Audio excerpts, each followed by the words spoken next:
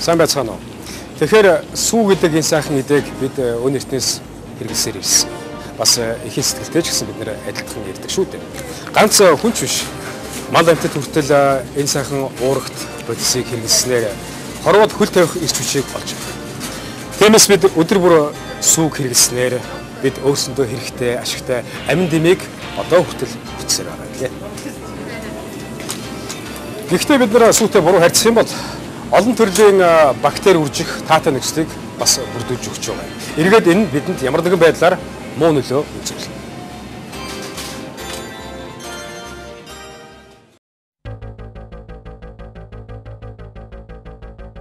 Зогс. Та сүүг түүхийгээр нь хизээж хамсаж болохгүй. Энэ нь л асуудлын эхлэл гарч байна. Тийм ээ, бид бүхэн мэдлэг мэдээлэл дулимгаас ариун цэврийн энгийн шаардлага хангаагүй байж өөрсдийгөө өдөр болгон хордуулах нь илбэг байдаг. Магадгүй тэглээгээд та яавал гэж та үл оршиж болох юм л да. Тэгвэл сүүн бүтээгдэхүүнээс ямар аюултай өвчин гарч болохыг одоо та бүхэндээ дуулгая. Сүрийн өвчин. Сүрийн өвчин малаас хүн дамжин халдварладаг халдварт өвчин юм. Янз бүрийн эд эрхтэн, уушиг, дэлэн, гидэс, цээжний гялтан хайс сүрийн жижиг голомт үүсч эхэлдэг. Сүрийн өвчний халдвар агаарын туслын ба агаарын тоосны замаар дамжих өгөөд өвчтэй мал амтны гаралтай түүхийд сүү цагаан эдээ хэрэглэх үед ходоод гидсээр дамжин хүнд халдварлана. Өвчтэй мал хүнээс сүүгээр дамжиж халдварлаж бас болно. Сүрийн үүсгч нь халуун тэсэр муутай 60 градусын хэмэнд 1 цагийн дотор 70-аас 80 градуст 5-аас 10 минут, 100 градуст эгшин зур мөхдөг боловч халдварлагдсан сүүг хөөрүүлэхэд гашилдаг тул хэрэглэх боломжгүй байдаг. Сүм хүчлийн бактери сүрээ үүсгэгчийг хөнөөх чанартай учраас тараг айрагт сүрээ үүсгэгч удаан хадгалагдаж чаддгүй юм аа. Бүрцлөөс өвчин. Бүрцлөөс өвчнөөр өхөр хон ямаа бас хүн өвчлөдөг архаг халдварт өвчин юм. Өвчний шинж тэмдэг нь мал хээл хаях, хаг саатах, үе мөч өвчлөх, хал уурах зэрэг байдлаар илэрдэг. Хүн халдварлах зам нь өвчтэй малын түүхий сүү түүгээр бэлтгэсэн цагаан эдэг хэрэгэлсэн тохиолдолд бүрцлөөс өвчин хүнд халдварладаг юм байна. Мөн өвчтэй малтай шууд хурч харьцах, эсвэл тухайн амьтны гаралтай бүтээгдэхүүнийг боловсруулах үед хүнд халдварладаг юм аа. Бом өвчин. Энэ өвчнөөс өрчлөн сэргийлэхийн тулд тухайн өвчин гарсан ор нутгаас нийлүүлсэн болон с ижиг үхий малаас саасан сүг хүнсэнд болон малын тижээлд хэрэглэхгүйгээр шууд устгах хэрэгтэй. Сүг худалдан авахдаа мал эмнэлгийн гарал үүслийн гэрчилгээг үзэх хэрэгтэй бөгөөд худалдан авах гэж байгаа сүүн бүтээгдэхүүн бом болон шүлхийн өвчнөөс тайван нутгаас бэлтгэгдсэн байна. Шүлхийн өвчин. Шүлхийн вирус нь хүний бие махбодод сүүтэй хамт амны салслаг бүрхөвчээр дамжин орох ба зарим нь арьсны илж шарах сөрөөр дамжин халдварлаж болно. Энэ өвчний с ижиг үхий малын сүүг хэрэглэхийг хориглоно. Малд энэ өвчин туссан байж магадгүй тохиолдолд малынхаа эмчид яаралтай хандах хэрэгтэй. Дэлэнгийн өрөвсөл мастит.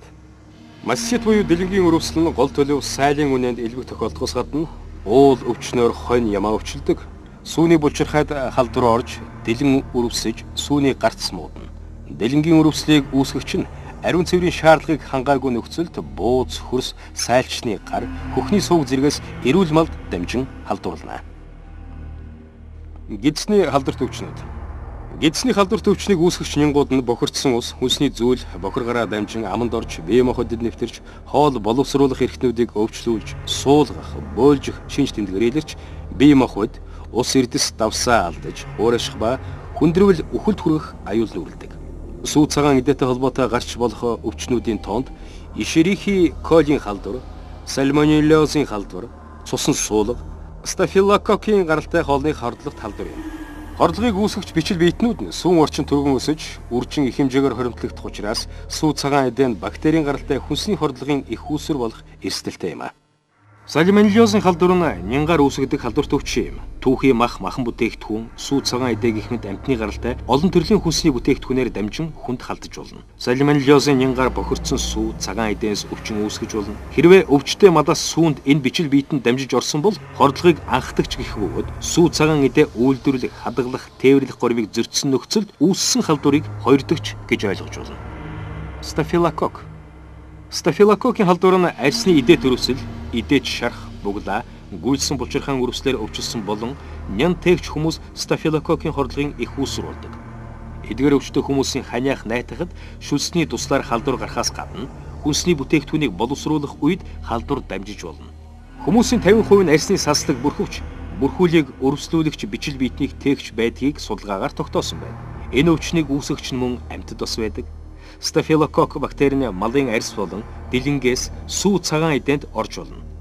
Эсэглэн өндөртэй болон түүхий сүүгээр дамжин эмгэг төрүүлэгч стафилококкуд бүтээгдэхүүнд орох боломжтой.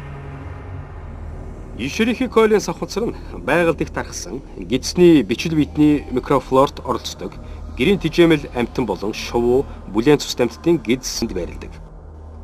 Өтгөний хамт биеэс гадагшиж, гадаад орчны янз бүрийн хүчин зүйлсийн нөлөөгөөр эмгэг шин чанартай болж, хоол хүнсний бүтээгдэхүүнд орж үрдснээр хордлогод халдвар үүсгэдэг юм байна. Гол төлөв огж боожих, гидс өвдөх, гүйлгэх, толгой эргэх зэрэг шинж тэмдэгтэй. Бохирдсон сүү, цагаан эдээ хүнсний бүтээгдэхүүнийг хэрэглэснээр энэ өвчин тусах өндөр магадлалтай. Цусан суулга. Цусан суулга нь бохир гараар хүнсний бүтээгдэхүүнийг барьж идэх, өвчтэй малын ялгцтай харьцсны дараа гараа угаахгүй хоол идснээс болж бохир гараар дамжин цусан суулга халдварлаж болно. Энэ өвчний үед гидс бадсалж өвдөх, суулгах, огиулах, халуурах байдлаар энэ өвчин илэрдэг юм байна. Хүндрвэл өтгөнд цусан судал үзэгдэнэ. Тэгэхээр дээрх аюултай өвчнүүдийг та сүүн бүтээгдэхүүнүүдээс авч болох магадaltaй болоод байна. Ингэхгүй тул та яах ёстой? Та сүүг усгаж уух хэрэгтэй. Баталгаатад дэлгүүрээс эсвэл төрөлдсөн цахаас та баглаасаа бодолтой авч хэрэгэл зарших юм бол та өөрийгөө хамгаалж чадна.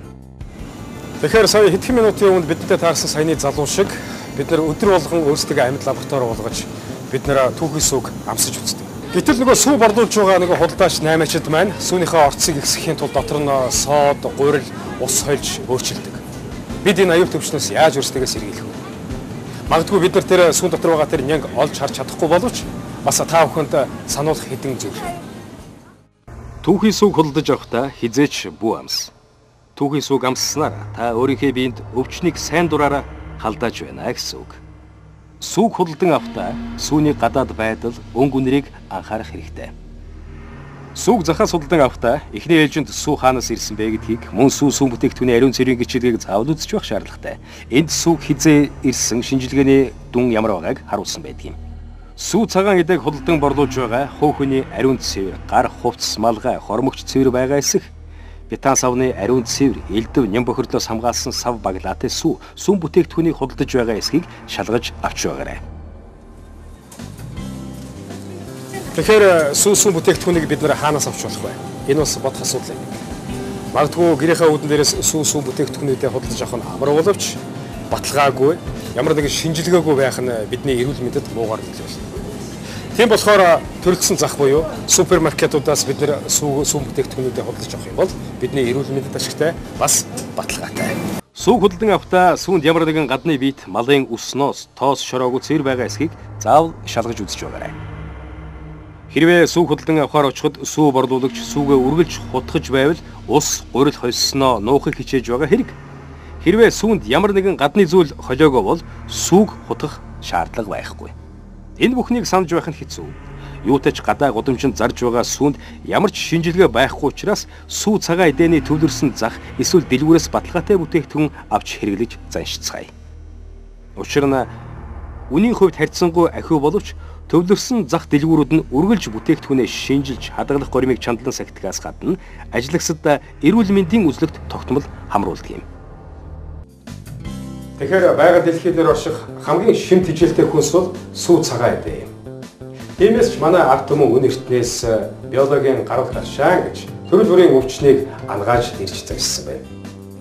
Тэгэхээр одоо та бүхэнд сүүний шимт бодисын агуулмжийг танилцуулъя. Үн эртний сууд мэргэд Аристотель, Плиний нар уушигны сүрээс сэргийлэх найдвартай юм бол сүү хэмээн үзэж байсан байна.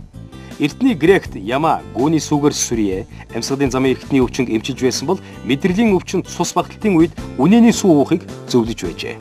Манай ард түмэн яманы сүг элэг бөөрийн өрөвсөлд энг гүний сүг чиг бамын болон сүрьяг хавгнах өвчнөд тустай хэмээн уламжилт эмчилгээнд хэрэглэж идүүгээ хүрсэн юм а. Сүүнд агуулгадах бодисоор хүний бие махбодын хоногийн хэрэгцээд биологийн идэвхт бодисын зөнхлөх хэсгийг авах боломжтой юм а. Тэгэхээр их хүмүүс хэрэглэгчтэй сүүг тээвэрлэж хэрэглэхдээ бид нараа төмөр сав юм уу хувцар савнд хийж бусад бараа бүтээгдэхүүнүүдээс тусад нь хадгалж байх хэрэгтэй. Харин модон савнд хийх нь бактери үржих гол шалтгаан болдог юм. Сүг тээвэрлэж, хэрэглэж боловсруулахдаа эрүүл ахын гурмыг хадгалах юм бол бид нар аюул төвчнөөс өөрсдийгөө сэргийлж байна.